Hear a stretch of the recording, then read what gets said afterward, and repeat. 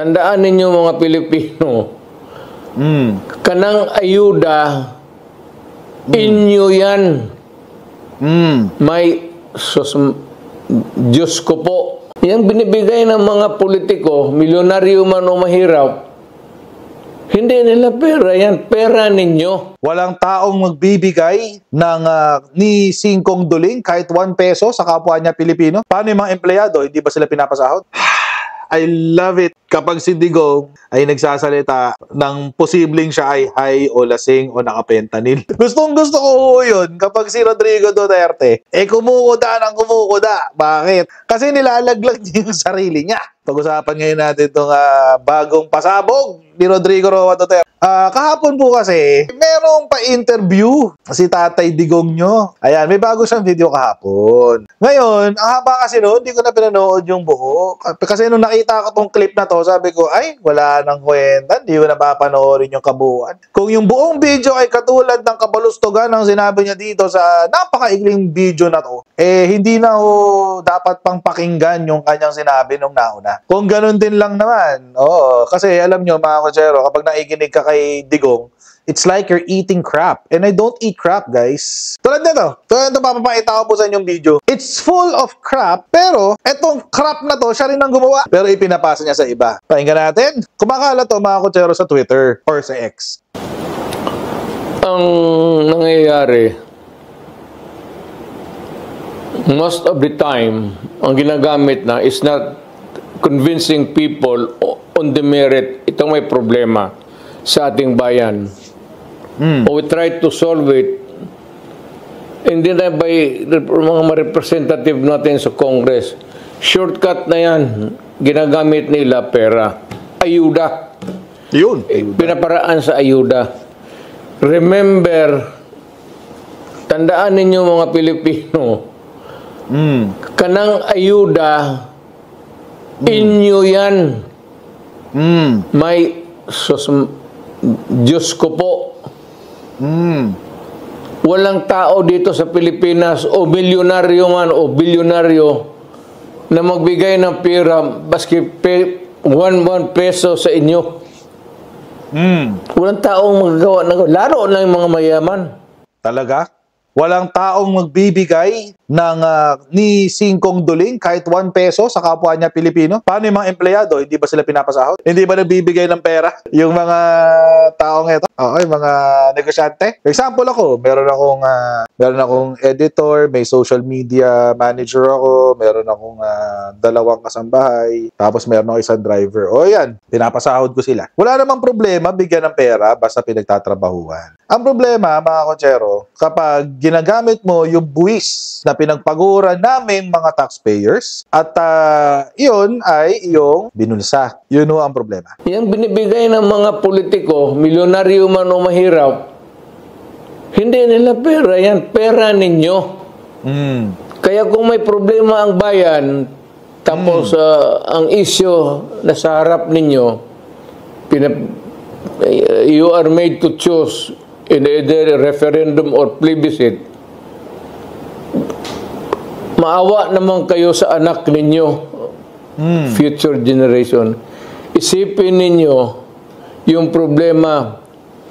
Yung ibigay ninyo ng pera, kunin ninyo, kay pera ninyo yan. Hindi gago itong nag-imprinta yan sila ng pera, ipamigay. No, it's your money. Ninanakaw nila yan, yung iba. I love it kapag si Digong ay nagsasalita ng posibleng siya ay high o lasing o nakapentanil. Gustong gusto ko yun kapag si Rodrigo Duterte kumukuda ng kumukuda. Bakit? Kasi nilalaglag niya yung sarili niya. Ano yung sinabi niya? Puntahan natin yung balita ng SMNI.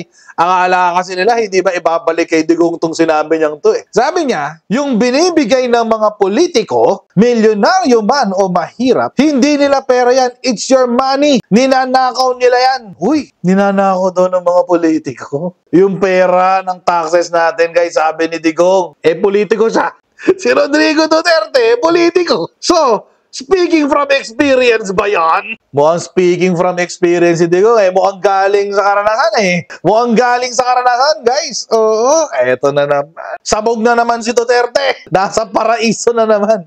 I've been to paradise, but I've never been to me. Alam nyo mga kotsero, kasi ang gusto niya kasi batikusin dito, syempre yung House of Representatives. Yung mga kasi nga 'di ba yung AKAP, very very controversial yung AKAP. Ngayon mga kotsero, etong si Digong, he's talking as if si yung AKAP ay yung kaisa-isang ayuda na meron sa buong Pilipinas. Etong mga DDS na to, nagsasalita sila as if AKAP lang ang kaisa-isang dole out sa buong Pilipinas. Meron pa ho, meron pang AIX, meron pang tupad. Ngayon, ang sinasabi ko kasi ni Rodrigo Duterte, ninanakaw daw ng politiko yung mga pang-ayuda. Eh, walang problema, sabi niya yan. Kwento mo yan eh, di ba? Kwento mo yan. Okay lang yun. Kaso mo, mga kotsero, nakakalimutan yata ni Digong na politiko din siya. Politiko yung tatlong anak niya. Kasi mga kotsero, ganito. Politiko, unahin natin kay Digong. Kung talagang ninanakaw ang AIX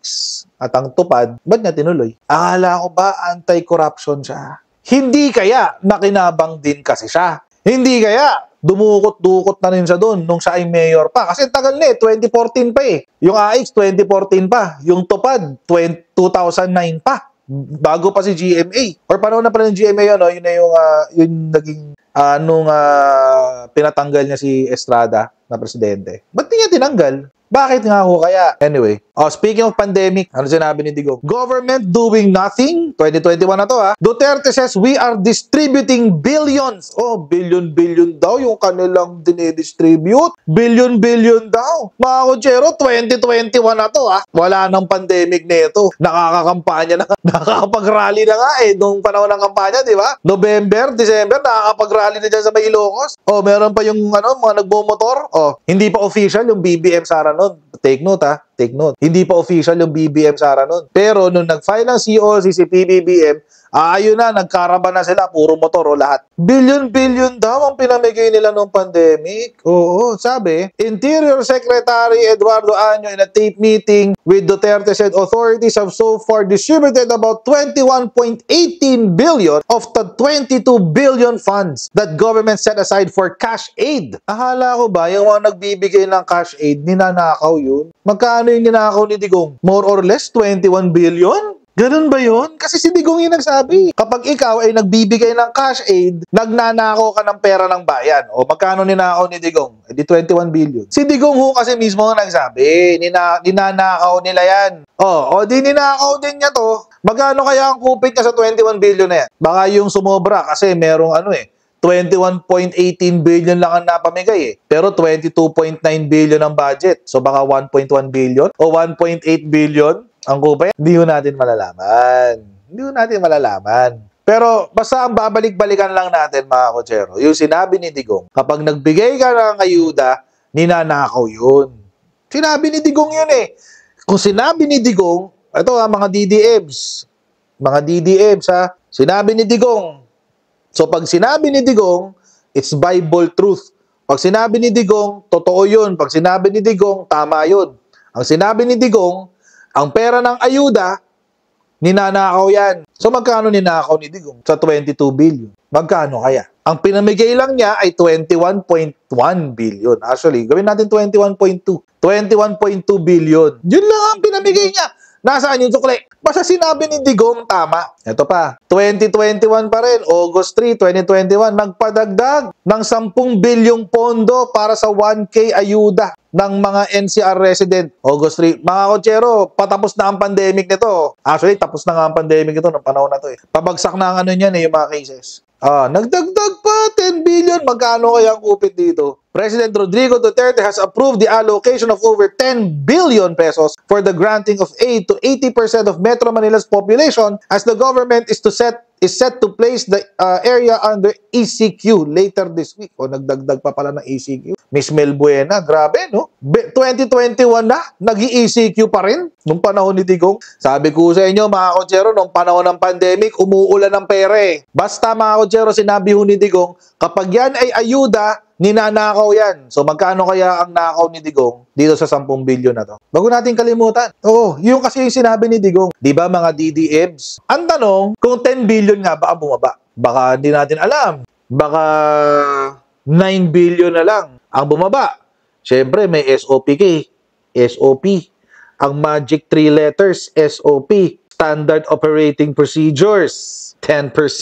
Sasabihin ng mga DJ, pandemic yan. Ano ba kayo? Pandemic yan. Kailangan talaga ng ayuda. Pandemic yan.